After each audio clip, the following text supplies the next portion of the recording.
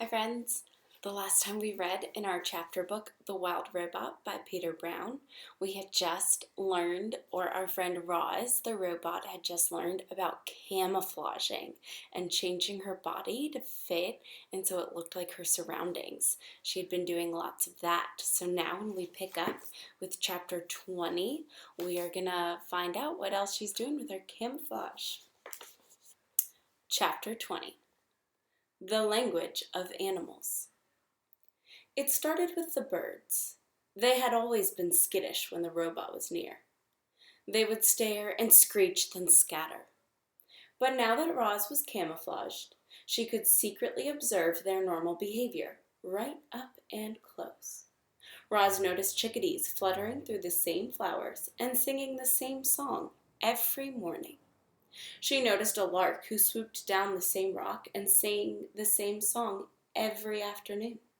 She noticed the same two magpies singing to each other from across the same meadow every evening. After weeks of robotically studying birds, Roz knew what each bird would sing, when they would sing, and eventually why they would sing. The robot was beginning to understand birds. But she was also beginning to understand the porcupines and the salamanders and the beetles. She discovered that all different animals shared one common language. They just spoke the language in different ways. You might say each species spoke with its own unique accent. When Roz first listened to the chickadees, their song sounded like tweet, tweedle, tweet, tweedle. But now when the chickadees sang, Roz heard, "Oh, what a lovely day it is. Oh, what a lovely day it is." It's a bird singing along. Deer spoke mostly with their bodies. By simply turning her head, a doe could say to her family, "Let's look for clovers by the stream." Snakes often hissed to themselves things like, "I know there's a tasty mouse around here somewhere."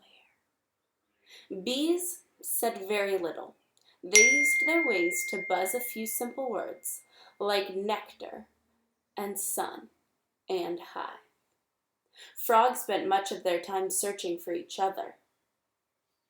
One would croak, "Where are you? I can't see you." And another would reply, "I'm over here. Follow my voice." When Roz first stomped across the island, the animal squawks and growls and chirps had sounded like nothing more than meaningless noises. But she no longer heard animal noises. Now she heard animal words. Chapter 21. The Introduction. There was an hour each morning in the dim light of dawn when all the island animals were safe. You see, long ago they had agreed not to hunt or harm one another during that hour. They called it the Dawn Truce.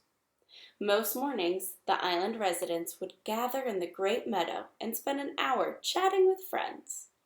Of course, not everyone attended these gatherings. The bears had never made an appearance. The vultures just circled high above. But on this particular morning, an unusually large group of animals had come out to discuss some important news. "Settle down, everyone. I have something to say," Swooper the owl hooted to the crowd from the lowest branch of a dead tree. "Last night I saw a mysterious creature right here in the great meadow. It seemed to be covered in grass, so I couldn't get a good look at it. But I think it may have been the monster."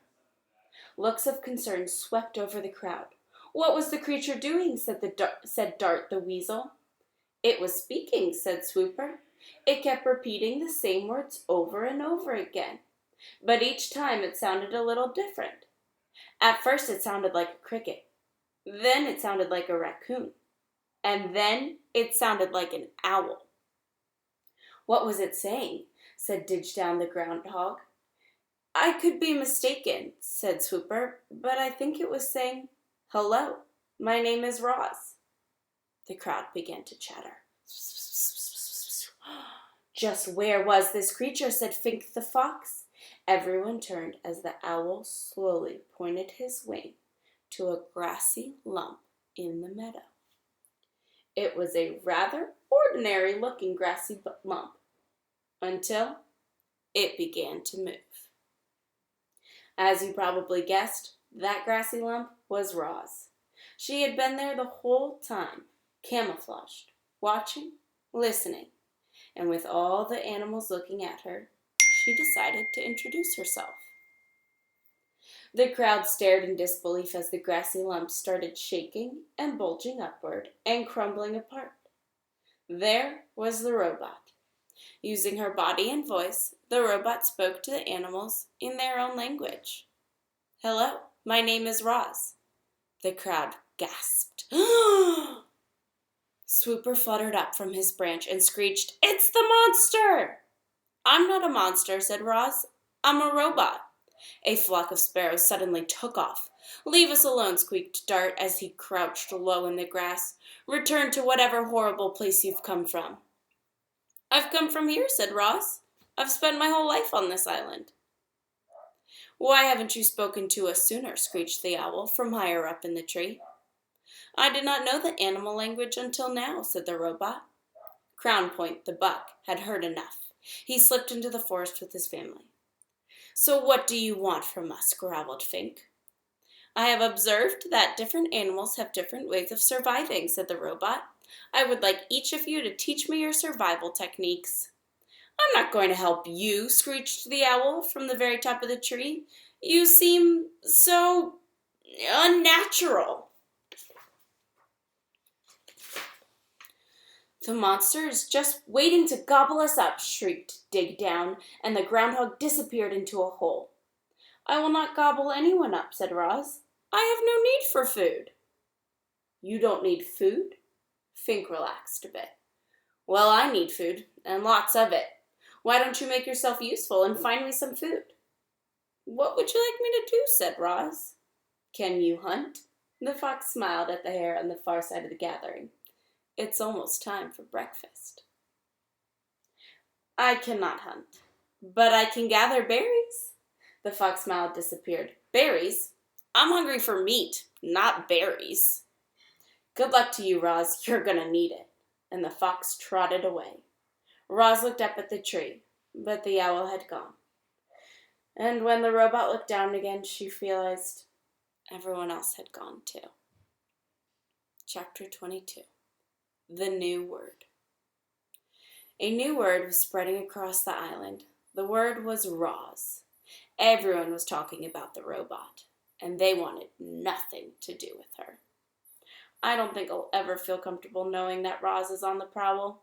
I hope Roz camouflages herself as a rock, forever. Shh, there's Roz now. Let's get out of here. Roz wandered the island, covered in dirt and green growing things, and everywhere she went, she heard unfriendly words. The words would have made most creatures quite sad.